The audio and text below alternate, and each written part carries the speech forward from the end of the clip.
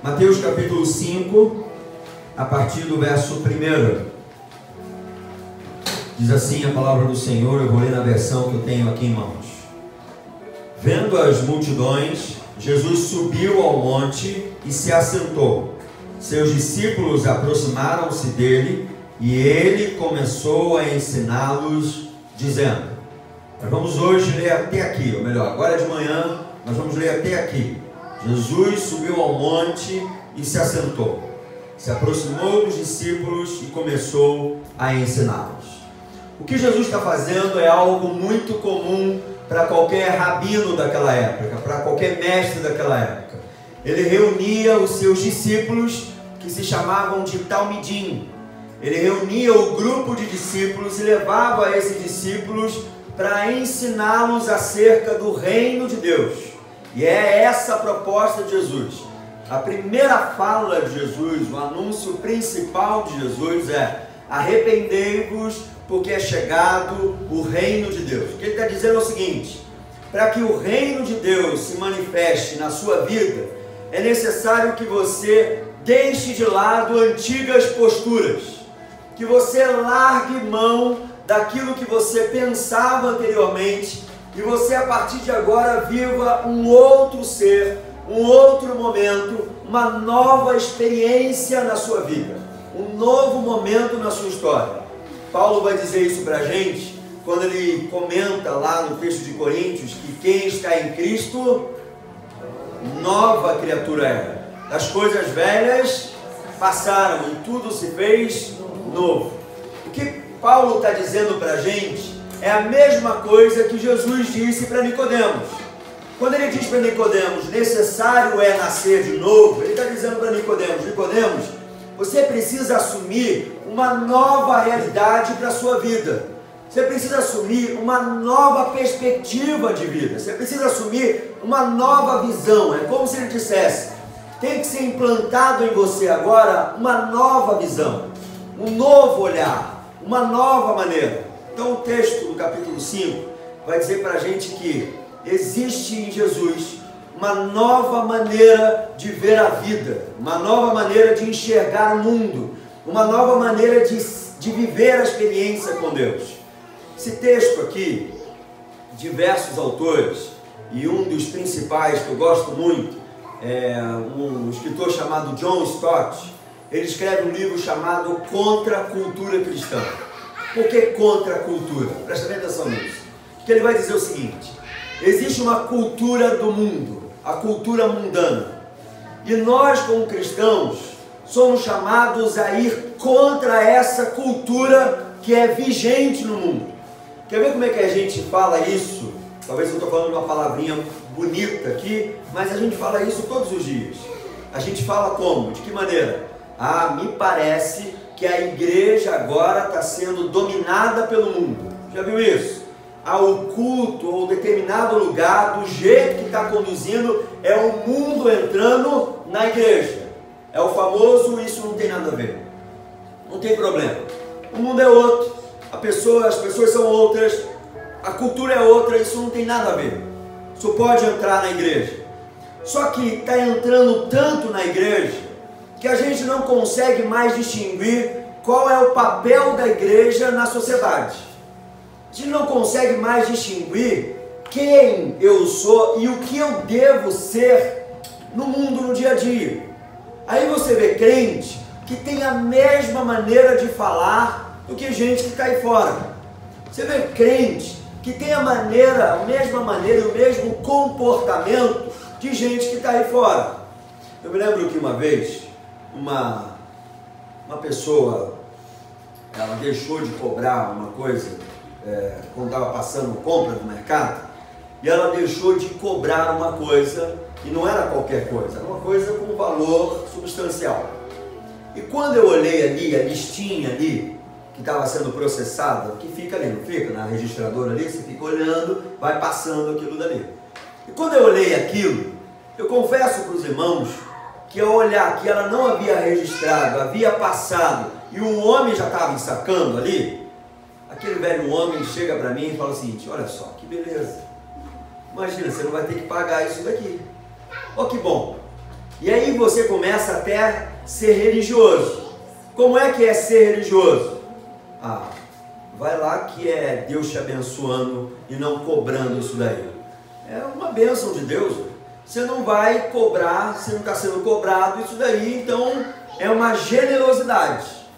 É tal quando você recebe alguma coisa, em algum dinheiro, e você percebe lá que o salário que você recebeu, que foi depositado, tem um pouco a mais. Aí você fica pensando, não, por que eu vou reclamar? Às vezes o meu patrão foi generoso dessa vez comigo, mas a gente não vai lá e pergunta para o patrão. A gente tem aquela ideia de que vai lá que ele foi generoso, vai lá que eu desenvolvi um bom trabalho nesse mês e ele dedicou um dinheiro a mais para mim. Isso só tem um nome: mau caratismo. É ser mau caráter. Porque se você for de caráter, você vai olhar para aquilo dali que foi depositado a mais e você vai dizer para o seu patrão ou para alguém lá do recurso humano que depositou, ele vai dizer o seguinte: olha só, eu vi lá e eu acho que você depositou a mais. Eu acho que você se enganou. Você vai ter postura. Só que a gente está tão entrelaçado com o caráter desse mundo, tão conduzido com o caráter desse mundo, que a gente não consegue mais fazer distinção entre luz e trevas. Não consegue mais fazer distinção em quem é de Deus e quem não é de Deus. Porque pressupõe que quem é de Jesus se torna testemunha de Jesus. Não é isso? A gente está estudando o livro de Atos nas quintas-feiras. E aí o livro de Atos vai dizer que nós receberemos poder do Espírito Santo, não é isso? E seremos o quê? Testemunhas em Jerusalém, Judéia, Samaria, até os confins da terra. Sabe o que o escritor Lucas em Atos está dizendo? Está dizendo o seguinte: você vai testemunhar Jesus, ou seja, você vai testificar a partir da sua atitude, a partir do seu caráter, a partir da sua fala, você vai testificar quem Jesus é para Jerusalém. Jerusalém era o quê? O lugar que eles moravam, ou seja, para quem está perto de você. Mas não só em Jerusalém, você vai testemunhar na Judéia, ou seja, num raio de ação maior. Judéia é o lugar maior. Não só na Judéia, mas em Samaria, ou seja, onde vivem os gentios, onde aquele pessoal que ninguém gosta deles, você vai ter testemunha e ser testemunha para Samaria. Aí você pode dizer para o Senhor: então, Senhor, o raio de ação do meu caráter, o raio de ação do meu testemunho, ele é só na minha casa, Jerusalém? Não. O raio de ação é só na minha cidade, Judéia? Não. O raio de ação é só para quem eu não conheço, Samaria? Não. O raio de ação é até onde? Os confins da terra. Então a ideia é ser testemunha de Jesus. E o sermão a bem-aventurança, o sermão do monte vai ensinar isso para a gente. As bem-aventuranças que aqui são colocadas, eles vão falar sobre o caráter de um cristão. As bem-aventuranças falam sobre o nosso caráter. Quando termina a bem-aventurança, vai dizer como é que a prática de alguém que tem o caráter de Cristo. Então, meu irmão, sabe qual é o meu convite para você? Meu convite a você é: seja e se permita ser lapidado pela manifestação do Espírito Santo na sua vida. Aquele que começou a boa obra, lembra disso? Então lembre-se disso, não só num evento chamado culto de domingo. Lembre-se disso todos os dias que os seus olhos abrirem, que você está em processo, você está em constante mudança, e que você precisa ser tocado, trabalhado, construído, transformado pelo Espírito Santo de Deus. Você precisa dizer: Senhor, o que em mim ainda existe, o que em mim ainda se manifesta, para que essa cultura de pecado seja Senhor da minha vida. O que em mim, e aí às vezes o Espírito Santo vai lembrar você daquela mentira que você contou, que é mentirinha branca, e pode, né? Existe mentirinha branca, gente? Existe mentirinha branca. Não existe pecadinho e pecadão. Existem consequências diferentes, mas pecadinho e pecadão não existe. Aí o Espírito Santo vai te trazer à memória aquilo que entristece. Lembra quando lá no texto de Josué, capítulo 7, o povo não consegue seguir em frente e não consegue conquistar uma batalha porque existia o quê? Pecado oculto no meio do povo. O que é pecado oculto? Pecado oculto é quando eu e você ignoramos aquilo que está na cara que a gente tem que ser diferente. Pecado oculto permanece, prevalece quando eu ignoro aquilo que está na cara que eu preciso ser diferente e mudar. E aí vem o Espírito Santo incomodando a gente e a gente começa a ficar com cara de madeira, óleo de peroba, gente que faz na cara dura, gente que não tem mais sensibilidade. Lembra do calo? Lembra, meninas, quando vocês vão naquela festa maravilhosa, naquele casamento maravilhoso, que vocês se produzem toda e tem que usar aquele sapato bonito, e que quando você entra no sapato, tá doendo, mas você faz pose, não é? Você fica ali, bonito, fechada. Ou senão o homem, quando usa aquela bota lá, e vai para a obra, aquela bota preta, já usei alguma vez aquela bota preta, troço ruim aquele negócio. E aí você usa aquela bota preta, vai andar com aquilo dali, aquilo vai ralando no pé, e aí vai comendo, e aí você começa a ter aquele incômodo. Não dói? Dói, não dói? Você vai botar uma sapatilha, mulher, depois, dói de novo, não dói? Porque tá lá, a pele fica sensível. Sabe quando ela deixa de ficar sensível? Quando aquilo que nós chamamos de calo, ou seja, fica duro, aquilo dali acontece, e aí você veste qualquer sapato e não incomoda mais. Presta bem atenção. Uma pessoa que é uma pessoa discípulo de Jesus, ele não pode ter calo na sua espiritualidade, ele não pode ter calo na sua vida, na sua construção como alguém que tem que ser e busca ser parecido com Jesus. Você tem que ter sensibilidade. O dia que você se tornar o cara arrogante e a sua arrogância não te incomodar mais, ore, coloque o joelho no chão e peça ao Senhor em prantos que Ele transforme você, porque você está enrijecido, você ficou calejado, e esse calejamento não é em hipótese alguma positivo para alguém que quer ser como Jesus, para alguém que é discípulo de Jesus. Jesus está se reunindo com os seus discípulos nesse monte, e Ele está dizendo o seguinte: agora eu quero dar para vocês o norte, o objetivo, a maneira como vocês vão se portar. Minha gente, quantas vezes tem crente que chega, já está com 30, 50 anos de igreja, e não consegue abandonar determinadas manias, e não consegue abandonar essas manias, porque não quer que essas manias saiam de si. Como é que é o nome disso? Pecado domesticado. É aquele pecado doméstico. É aquele que você dá de comer, sabe? Como se fosse um cachorrinho, um cachorro que você tem em casa, que você gosta pra caramba, ou um gato. A gente tem os dois, já sabe o que está falando, né? Um gato e um cachorro, que você fala assim, já botou ração para ele? Se não, tem que botar, aí você bota a ração. Botou água para ele?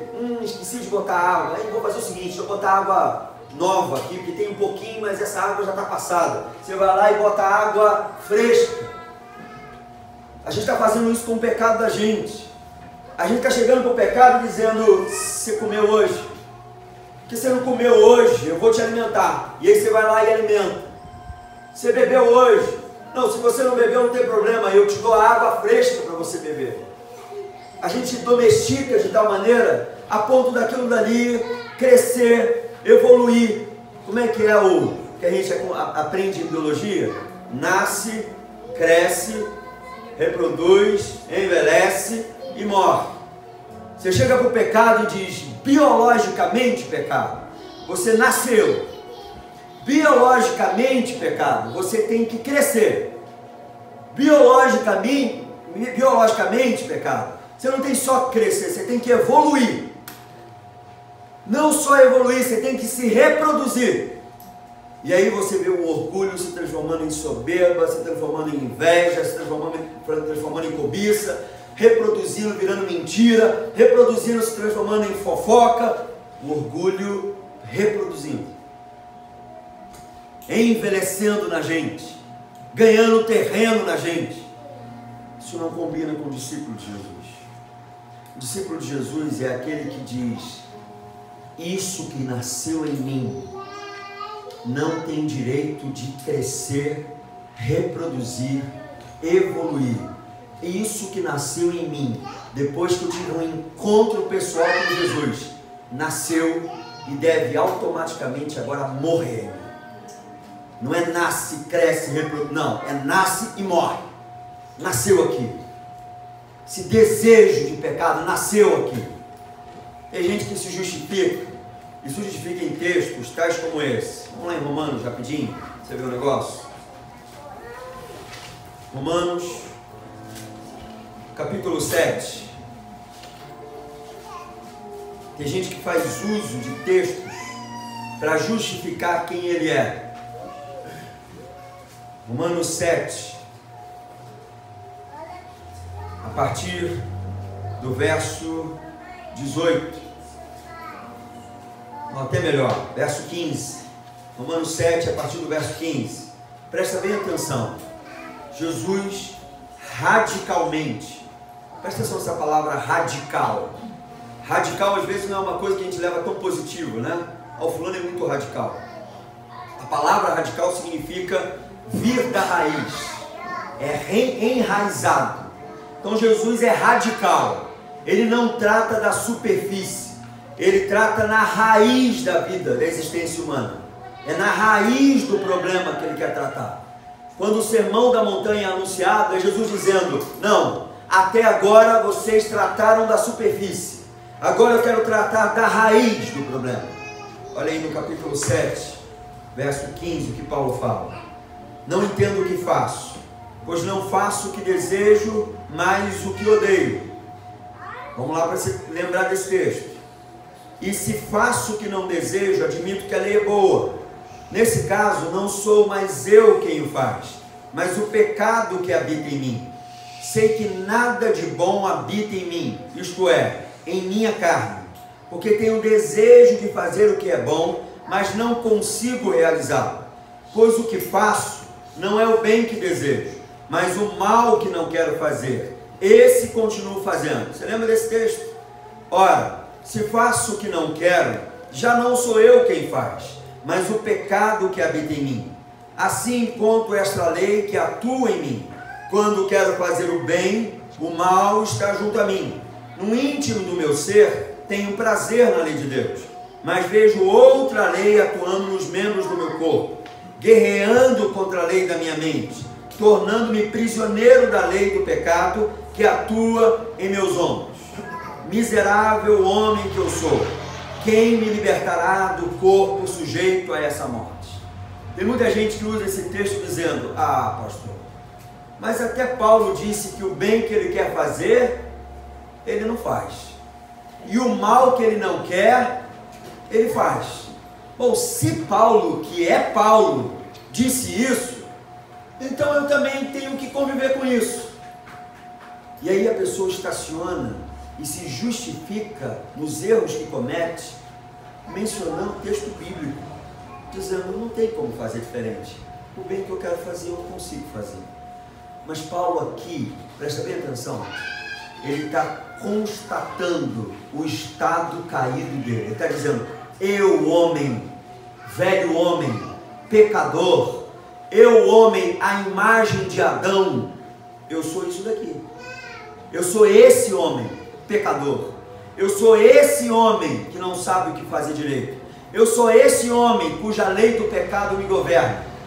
Como homem, a semelhança de Adão, eu sou, versículo 25, versículo 24, miserável homem, miserável. Eu tenho uma condição de miserabilidade, eu sou miserável. A maneira de Adão eu não consigo. Mas Paulo não está estacionando aqui. Paulo não está se justificando aqui. Paulo só está chegando à conclusão do estado caído de todo e qualquer ser humano. Está chegando à conclusão da herança que Adão deixou para a gente, e que o que ele fez a gente também faria no lugar dele.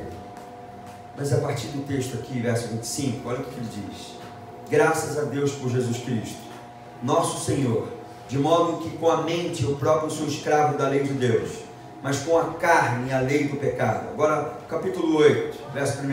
Portanto, então, ou seja, está continuando o texto.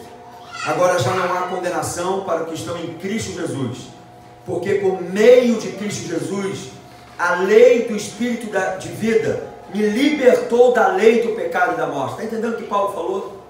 Paulo está dizendo no capítulo 7, eu em Adão sou prisioneiro. Eu em Adão sou escravo dessa condição, desse mal, desse bem que eu quero fazer eu não faço, desse mal que eu não quero esse faço. Em Adão eu sou assim. Em Adão eu justifico que, pastor, mas isso é coisa de ser humano. Em Adão eu justifico, eu faço, mas todo mundo também faz. Em Adão eu justifico, eu menti, mas quem é que não mentiu na vida? Quem nunca mentiu? Em Adão eu justifico essa minha condição. Mas no capítulo 8 ele está dizendo, em Cristo eu sou liberto. Olha lá, versículo 2, liberto dessa lei do pecado e da morte. Agora quem tem gerência sobre a minha vida? É Adão que tem gerência sobre a minha vida? É a justificativa de Adão que tem gerência na minha vida?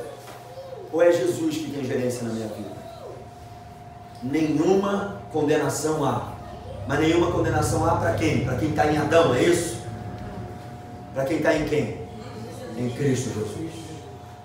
E quem está em Cristo Jesus, ouve o que Cristo Jesus tem a dizer e muda de comportamento. Muda a trajetória da sua existência. Muda a maneira de falar. Muda a maneira de pensar. O pecado domesticado é olhado a partir de agora como algo selvagem. Você bota cachorro selvagem dentro de casa? Você não bota cachorro selvagem dentro de casa. O pecado que é domesticado até então, agora, pela perspectiva de Jesus, é olhado como lei de pecado e morte, como cachorro selvagem. E sabe o que você faz com o cachorro selvagem?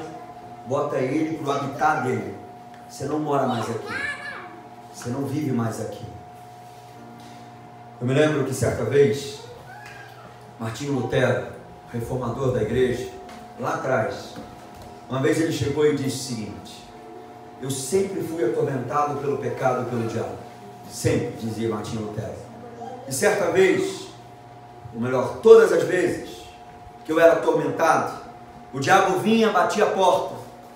E quando ele batia a porta, batendo a porta lá, ele dizia: quem está aí? O diabo perguntava.